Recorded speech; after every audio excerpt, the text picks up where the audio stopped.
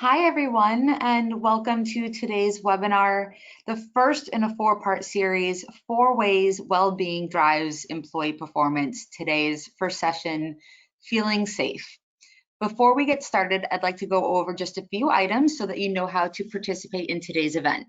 Just a reminder to everyone, today's webinar is short and jam-packed. We'll be wrapping up in just about 30 minutes from now, but not before we have time for Q&A. So please have your questions ready and you can share them at any point throughout the webinar.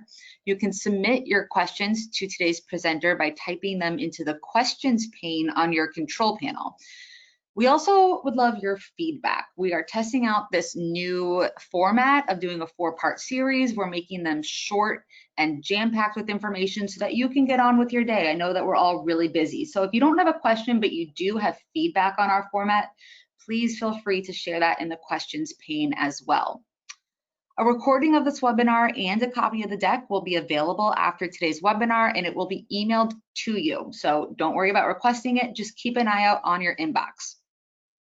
And as I mentioned just a minute ago, today's webinar is a four-part series. And so we would love for you to save time on your calendar for the next 3 sessions, all of which are exactly 1 week apart. And other than today, we'll kick off at 10 a.m. Pacific Standard Time, 1 p.m. Eastern. Jason does a fantastic job of weaving all of these critical topics and equipping the audience with tools that will make a difference to your organization. And speaking of Jason, I am so glad to now introduce a longtime friend to Limeade, Jason Lauritsen. Between being the CEO of a startup and an executive at a Fortune 1000 company, Jason has seen a lot of organizations and a lot of organizational dysfunction. That's how he found his calling to help leaders and organizations fix work. I could go on and on about Jason's accomplishments, but honestly, we are here to learn from him. So without further ado, let's kick it off. And Jason, I'm going to hand it off to you. Awesome. Thanks, Carson, and hello, everyone, wherever you are. I hope that you are well and safe and that you are fully caffeinated because we're going to go on a wild ride together. For the next 20 minutes, I'm going to try to tackle a really big topic with you that certainly warrants a lot more than 20 minutes of your time and a lot more of 20 minutes of your energy and focus. But hopefully in the next 20 minutes, I'll give you enough to kind of get you started and nudge you in the right direction and get you interested and give you some tools and insights that you can use to go forward and make some progress at your organization. So buckle in and let's get started. I want to start with, I guess, kind of the why we are here, right? To talk about how well-being drives employee performance at work, and specifically how certain elements of that certain elements of well-being impact performance at work. And so I know how much everyone loves math. Clearly, everyone loves math. I know my kids are so excited every time I make them do some Khan Academy math over the summer, torturing them, getting them ready for school, whatever that looks like. And so let's look at some math. This is one of the ways that I like to really help people understand engagement. I've been working with helping organizations with engagement for a couple of decades. And generally, when we talk about engagement, when we work on engagement, we focus kind of or talk about two different things. There's sort of two variables, I guess, in this equation. One is, are your employees satisfied with the experience they're having at work? And the second is, are they motivated or driven to perform, to do the job? And when we have those two things both working, we get what we call employee engagement. And the reason we care about employee engagement is because employee engagement produces something of value that we all are chasing in our organization. And honestly, the way I like to just call it performance, most people, it's popular in employee engagement circles to talk about discretionary effort, but I mean, what's discretionary effort other than people are doing the job we asked them to and even giving us a little bit more than even what we expected because they are loving the experience and they're driven to perform. So that's usually how we talk about engagement. This is usually what we work on. If you look at most engagement surveys, within those surveys are questions and items that measure satisfaction and drive. But there's this huge element that's been overlooked over the years, and that is, wait for it, well-being, of course. That's what we're here to talk about. And I think it's one of those things. I don't know how or why we didn't bring this into the conversation earlier, but what I will say is I think it's an intuitively easy thing to understand that well-being is critically important to engagement and performance. Like, I mean, compare from your own experience the days where, a day where you're doing work when you feel healthy, strong, and energized, and sort of what you bring to your work that day versus a day when you maybe are against better judgment and against what we tell other people to do. We're working when we're sick, we've got a cold, or we're not feeling well, or we're fighting something off. Our level of performance, our level of energy, our level of what we can give to the job is decreased. Or, and I'm sure nobody on this call has ever done this, but in my younger days, I used to come to work hungover sometimes. And I can tell you on those days when my body and brain were diminished due to dehydration and other reasons, I did not do my best work. I wasn't even capable of doing my best work regardless of what was happening. But what about non-physical things? Things like you've got a parent that's in the hospital you're worried about, or your marriage is falling apart, or you're financially in trouble. All of those things, when they impact us in a way that when we are not well, when we are not fully well in all these aspects of our life, we just don't, we can't give our best. We can't give our fullest effort to work. So as a result, you can see up here this equation. For those of you that are math nerds, like these are multiplication signs, because each of these variables independently is critically important, but each of these variables, if not attended to, can zero out engagement. So even if you have a great experience at work and you do a great job of getting people motivated to do their job, to help them find that drive, if well-being isn't being cared for, if well-being is decreasing, you're not going to see great engagement, and we're going to see declining performance. So bottom line, when well-being suffers, performance suffers. And honestly, the best example, or there's a lot of debate, and actually I was getting ahead of myself. Before we do that, let's talk about what do I mean by well-being. I'm not going to break this down in a ton of detail today because we just don't have time. But there's a lot of different definitions, models, and all of that of well-being. I know the one that I like the best, particularly when we're talking about engagement and workplace well-being, is a definition that comes from WellCOA, the Wellness Council of America. They call it a definition of wellness. They use those terms interchangeably at this point. But they define well-being essentially as the work to fulfill individual human needs so that people can flourish and realize their potential. So those individual human needs that they outline are these 7 that you see on this list. There's a lot of different things we can talk about when we talk about well-being and these things. I'm not going to get into physical health today. There's a lot being discussed. You all probably understand and know that. We're going to cover several different things through this series. The one that I'm going to jump into today and focus on today is an element that has profound effects on well-being, but it's one that I think we've been able to kind of take for granted, or maybe not think about a lot over the last decade at work, maybe, unless you're in a manufacturing kind of world or business, but has come into sharp focus, something that probably all of us are thinking about right now, and that's safety. Feeling safe at work is key. It's central to our well-being, and it certainly affects our performance. And the best example that I can share, the purest example I think that I can give you for the link between well-being and performance, and safety and performance, is from my experience coaching my son's basketball team. Now, this is my son. This is a year or so ago. My son is going into 5th grade this year, and I've been coaching him now for several years. And when you're coaching kids at 2nd, 3rd, 4th grade level, it's so fun because they put their all into it. Though some of you out there probably do this. They put their all into it. They are really, they try to do what you ask of them. It's fun to coach them when you have a game, right? They're giving their best, and they're doing their best. They don't always play great basketball, but they do their best to do what you're instructing them to do. But once in a while, you run into a game where on the other team, you run into a bully. And these bullies are players that will, they'll push and elbow and trip your kids. Like, they just, for whatever reason, their coach isn't policing this, and a lot of times they're good enough at it, the refs don't see it for quite a while. And when this happens to one of our kids, and it's happened to my kid too, not only the kids on my team, here's what happens is that the kid that it's happening to completely forgets they're playing basketball. They completely stop playing basketball, and the only thing they now can think about or focus on is, how do I get away from this bully? Because they don't feel safe. They now feel threatened. They have been harmed, or they feel potentially harmed. They feel unsafe, and that triggers that their sort of survival mechanism kicks in, and they just don't want to be around this bully. And so even though they're on the floor, like when it's happened to my son, it's like all of a sudden he's running around all over the place, and I can't figure out what he's doing. It's like, what are you doing? Why are you clear out there? And then eventually I figure out that he's just trying to avoid getting hurt, right? That's all he can focus on. He's not participating in the game anymore. His ability to contribute to us doing well in the game is completely gone. And this doesn't just happen to kids. This happens to us as adults at work all the time, because it's part of our natural human response.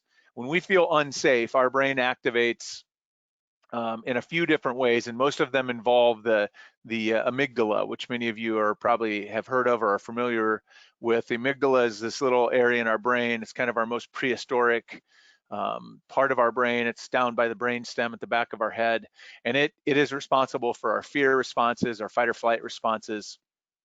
And the fight or flight response is really important. It's kept us alive for hundreds, if not thousands of years as a species. Really valuable when we are in danger, when we're under threat.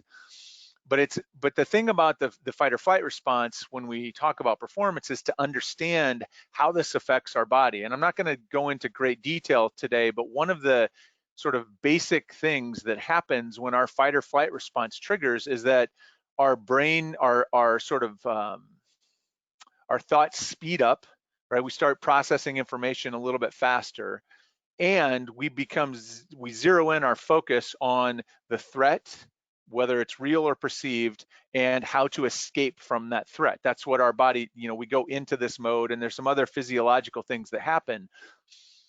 But you think about that's what happened to my kids in basketball, my son, and this is what happens to us. So when it happens to us at work, when we feel unsafe or we feel a threat, whether it's at work or outside of work, the impact is we get at best distracted from what we're doing, and at worst we become obsessed with or overtaken entirely by that threat. And how do we get away from it?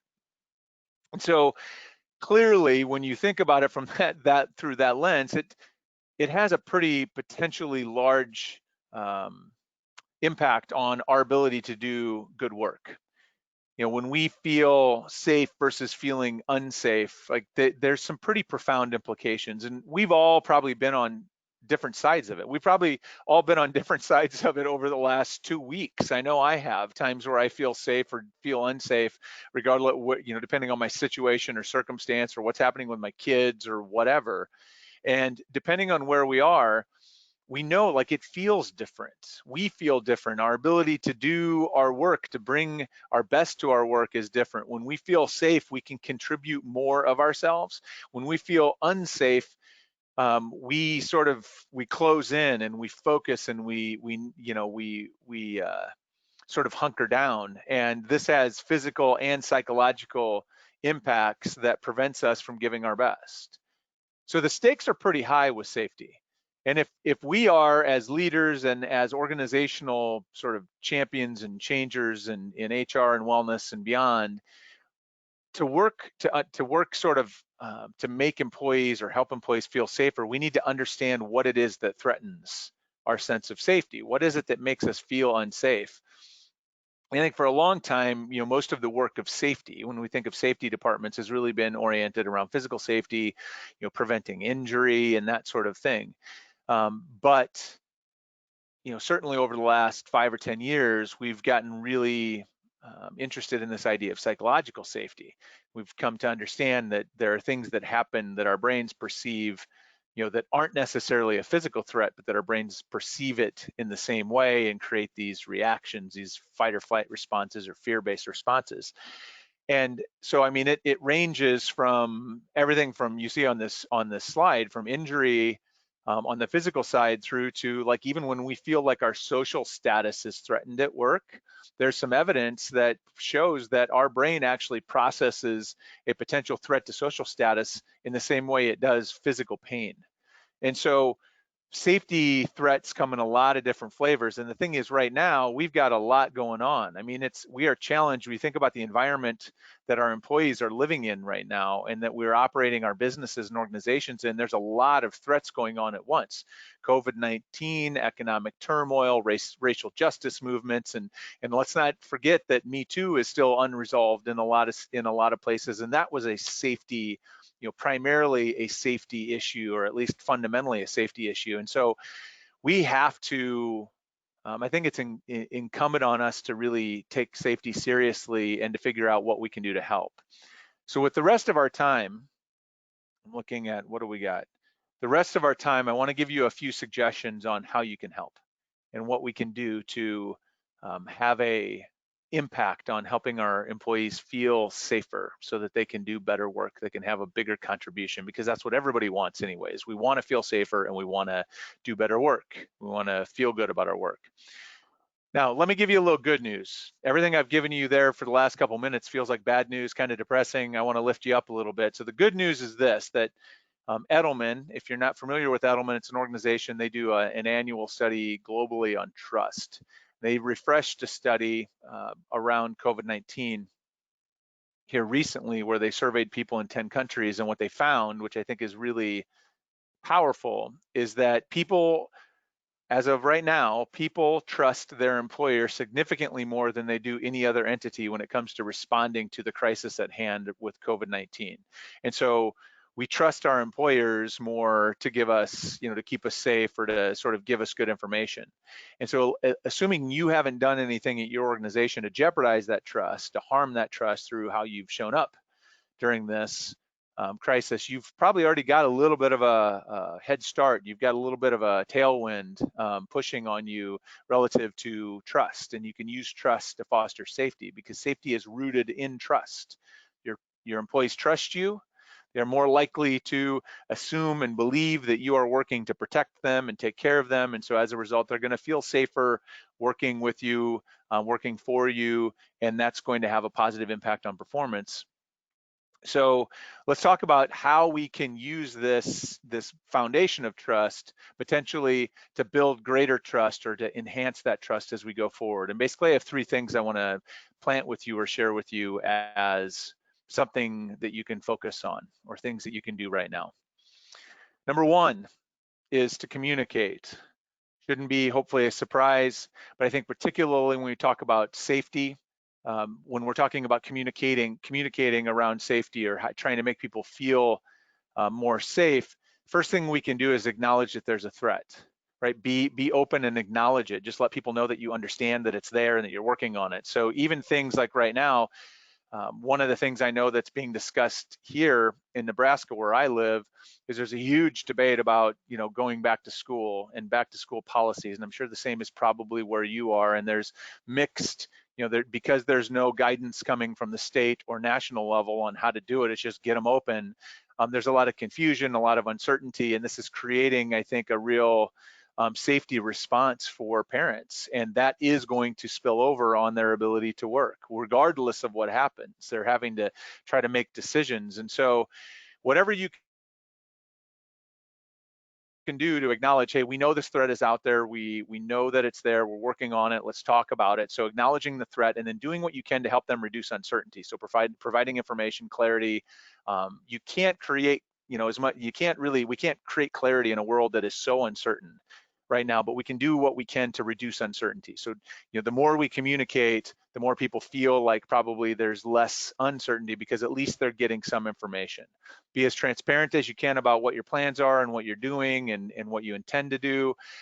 Particularly, right now we've got virus response, but we also have economic challenges and people are worried about their jobs. So if there are economic impacts coming on your organization that you're navigating through, do the best you can to get out ahead of them and communicate. Even if the news isn't great, people will always prefer to be in the know than to not, because when we are uncertain, we can create some really bad stories, much worse than what the reality is. And so bottom line with communication is too much is just right. So if you feel like you're over communicating, then you're probably doing about the right amount. You cannot over communicate, particularly during crisis that impacts safety. So that's number one.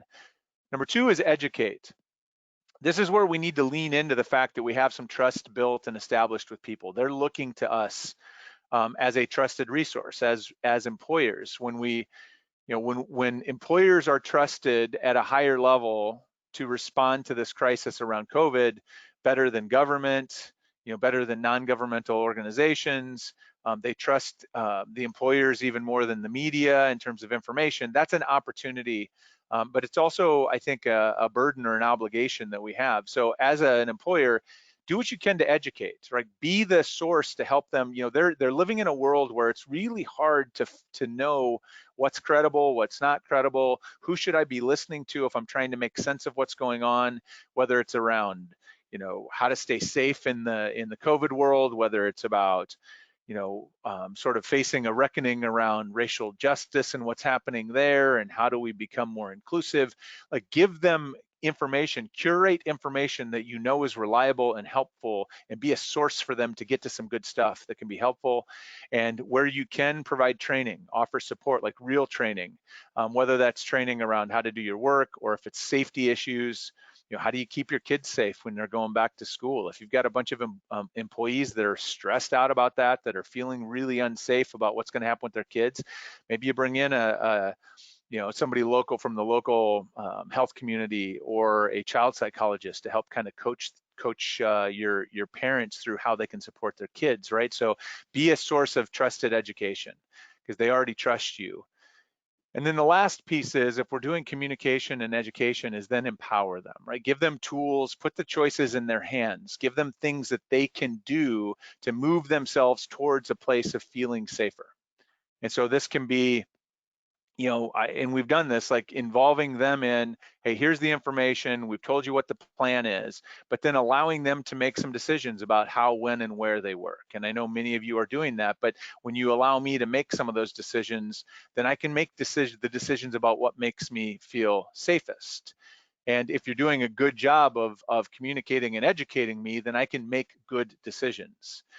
Giving me tools around how to have conversations about the things that are big and scary and that I don't know how to talk about. If you are communicating and educating and empowering me with some tools, then I can step into some of those conversations more safely and move forward. And so the thing about trust, we're talking about trust, using these tools, build trust to create greater safety, is the more you empower your people to, with resources and guidance and opportunity to take those actions, you extend trust to them and say, hey, we trust you to make the right decision for you and your family and your work.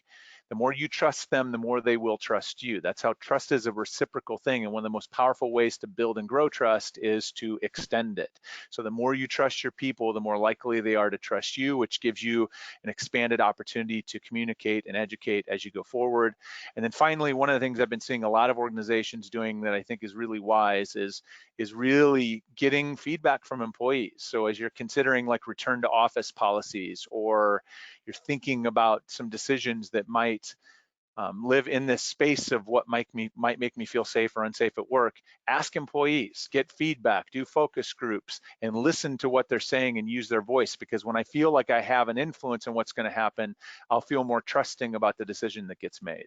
So with that, communicate, educate, empower. I know that was a lot and it was fast, and so I'm going to pause here. We're going to bring. I know Carson's going to jump in here with me, and we're going to talk about some.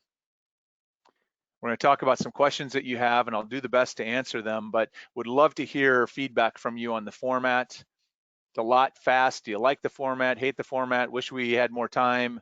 Do you like the sound bites? If you don't have a question, give us some feedback, and then we will use that feedback to try to get better as we go forward in the series. So thank you for being here. I hope it's helpful. Carson, All how you right, doing over there?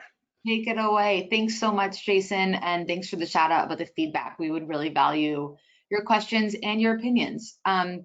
All right, so I'm going to start it off with a question that came in from an attendee named Adrian, and I believe that this kind of plays off of the Edelman survey that you referenced. But in the situation that we're dealing with the opposite of those results, that the person or employees actually tend to trust the media more than the company, or there's a big lack of trust, how would you even begin to approach that beyond the three kind of foundational steps? If you really are starting from square one, what's the most important thing to start with? Mhm. Well, actually, I would say that, I mean, I think the number one, the communication piece is probably primary. I mean, I think if I'm understanding the question correctly, it's that, hey, we don't have trust in our organization. You know, despite what Edelman says, our we know that our trust is broken. Um, I think in order to start to rebuild trust, you have to start really taking a hard look. I mean, this isn't, there's no easy approach to that. I think a lot of organizations, interestingly, I think have seen some progress around this where, you know, they've gotten their executives out, you know, to be in front of people more, to ask questions, to listen, to hear, just kind of to be in dialogue. And by nature of the executives being out, having conversations, being willing to tackle questions and answer them, started to build trust. The you know, the downside to that is if you have executives who aren't, you know, the executives that got you in the trust deficit maybe aren't as likely to change immediately. But I think, you know, if you can't get the executives to sort of be out front and sort of be willing to say, hey, I know we've done some things in the past that, or maybe we haven't, you know, behaved the way that you wanted us to, but we want to make progress. We know this is important. Let's have some more conversation and communication. If you can't get there, the other thing you can do is use things like, if you're doing surveys of any sort, one of the fastest ways to build trust organizationally is go ask for some feedback, and then, you know, it's ask for feedback, go back and say, here's what we heard, and then take some action. Because then it's like, oh, you asked me, you listened, and you did something. Like that starts kind of this loop. And if you do that a few times, then I start to believe that you actually care. It starts to establish some trust. So there'll be a couple of ideas. That's a pretty big topic to tackle in a soundbite. Yeah, and on the topic of, kind of getting the executive buy-in, this question said, I work for an organization that I don't believe values the psychological safety of their Mm. employees. For example, they're always holding the fact that layoffs could be around the corner over our heads, which just sounds so daunting, so scary. But this person asks, how can I, as a manager but not an executive, try to make my employees feel better when they're getting counter messages from people above them?